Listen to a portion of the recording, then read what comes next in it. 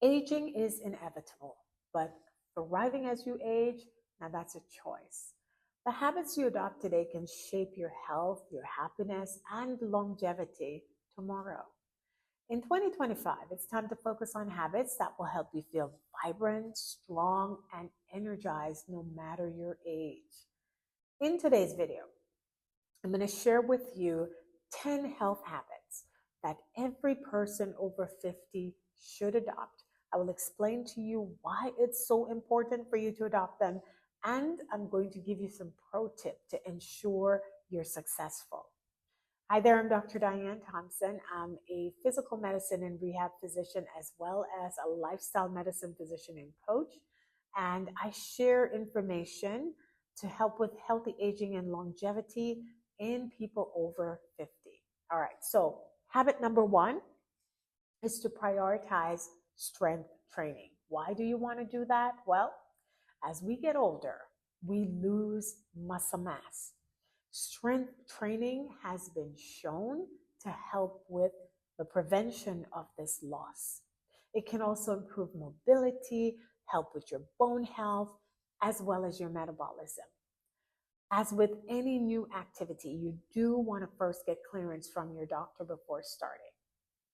Once you get cleared, plan to start slow. You can incorporate resistance exercises like weightlifting, resistance band, and body weight workout. Aim for about 2 to 3 times a week, and consider working with a trainer if this is new for you. We don't want you to get injured. A pro tip is to focus on compound movements like squats and push-ups because this will maximize efficiency. Habit number two, this is to embrace eating a plant-forward diet. We know that most Americans don't get enough fruits and vegetables in their diet. And a diet that's rich in fruits, vegetables, whole grain, legumes, seeds, nuts is important for heart health, brain function, and also helps to reduce inflammation. So aim for at least 5 servings of fruits and vegetables a day.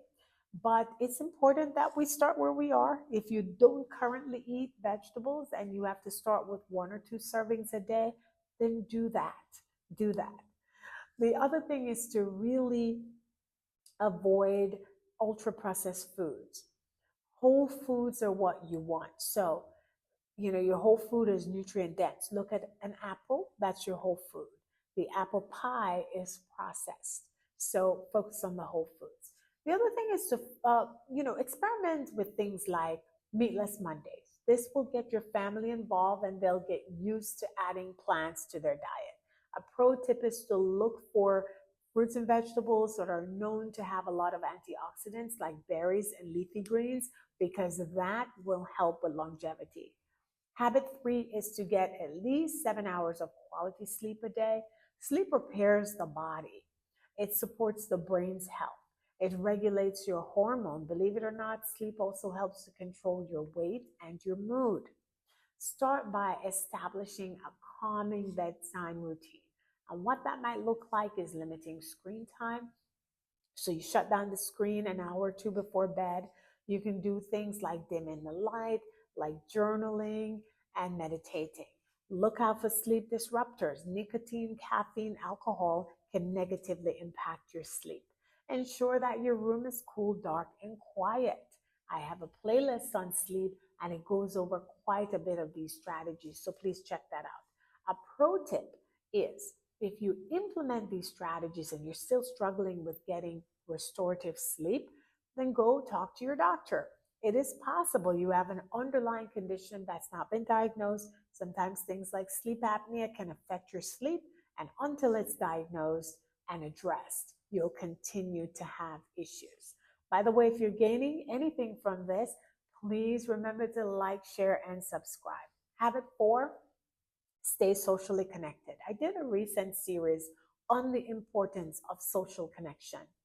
Social connection matters because strong social ties reduce the risk of depression, it reduces cognitive decline, and even can affect chronic diseases. Start by scheduling regular calls or meet up with friends and family.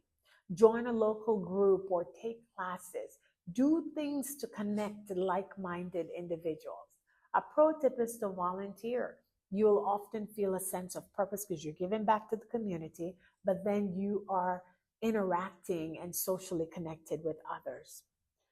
Habit 5 is to hydrate with a purpose.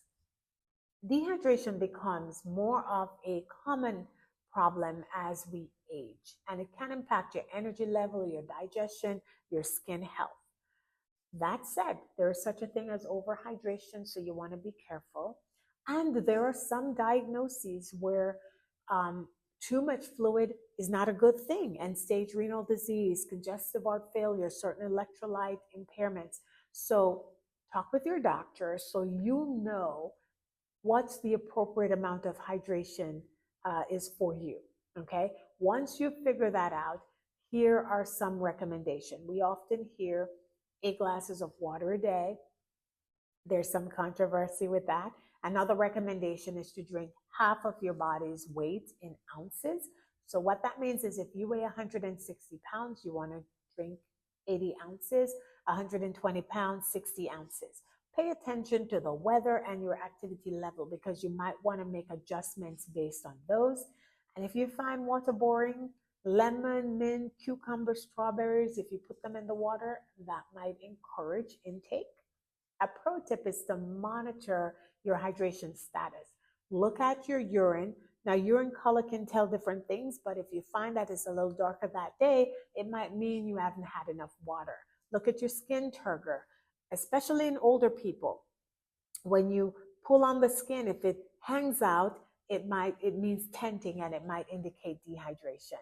Habit 6 is to cultivate mindfulness practice. Mindfulness reduces stress, it improves emotional resilience, and it supports overall well-being.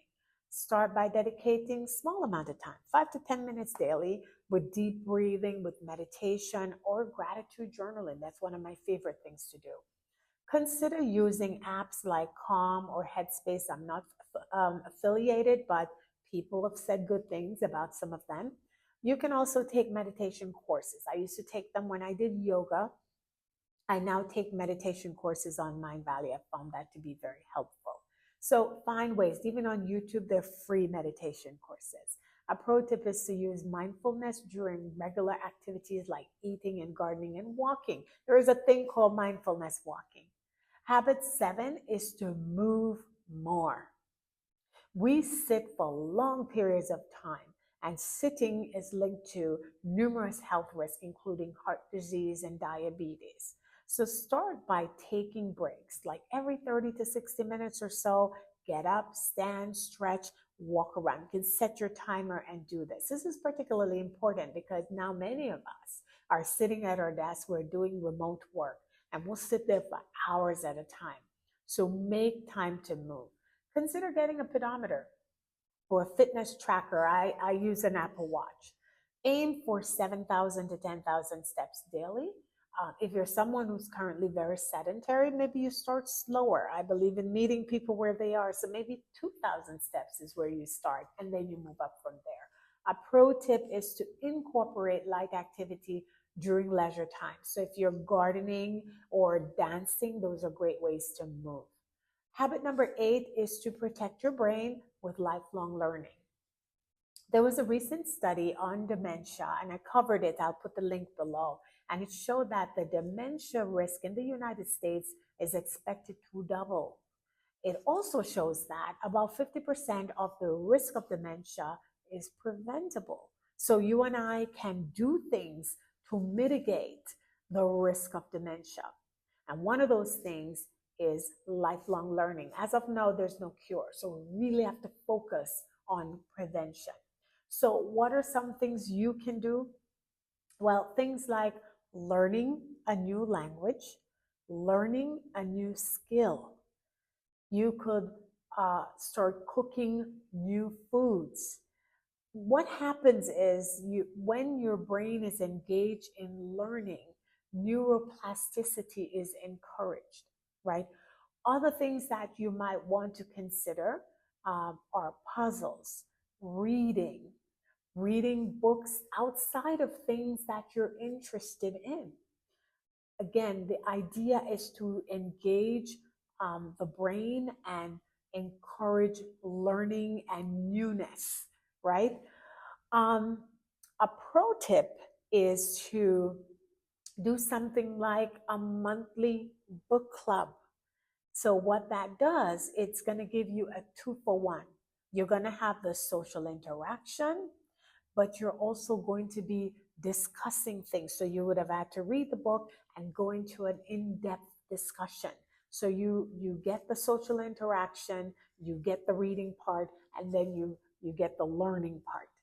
The 9th tip is to proactively address your stress. Chronic stress can accelerate aging, can increase the risk of many health conditions. We know this. There are many, many research that show it.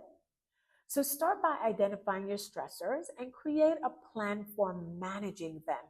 There are times when it's quite okay to delegate the task. I know no one can do it like you, but delegate, please, and set boundaries, because these will prevent stress and burnout.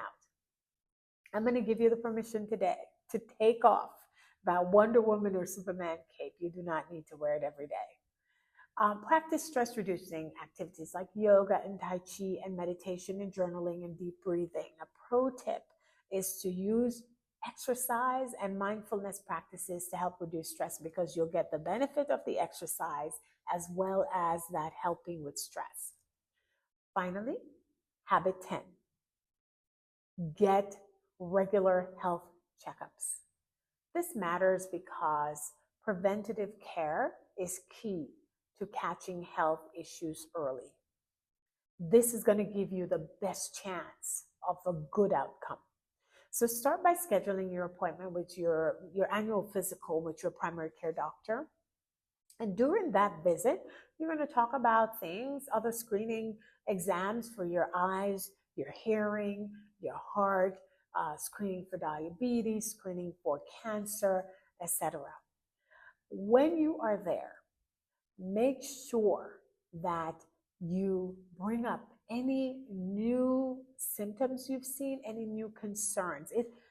I've always told patients this, it is so much more important than you bring up something and it's nothing, than it's really something but you didn't bring it up, right? So don't be afraid to bring up something that is bothering you, a new symptom. A pro tip is to keep a health journal so you can track the changes in your body. You can track your blood pressure, your blood sugar. Maybe you have questions before your appointment and you can write those down. By the way, I have created a health tracking journal, and I will put it below, the link below, if you want to access that. Remember, health is wealth. These 10 habits are simple, but they're powerful. And by starting them off in 2025, you will not only feel better, but you set the stage for healthy aging and longevity. So let me know which of the habits you're going to start first. Let me know, put it in the comment below. I'd really love to hear from you. And watch out for this video. I'm going to share with you the 7 habits that is going to help you to be happy.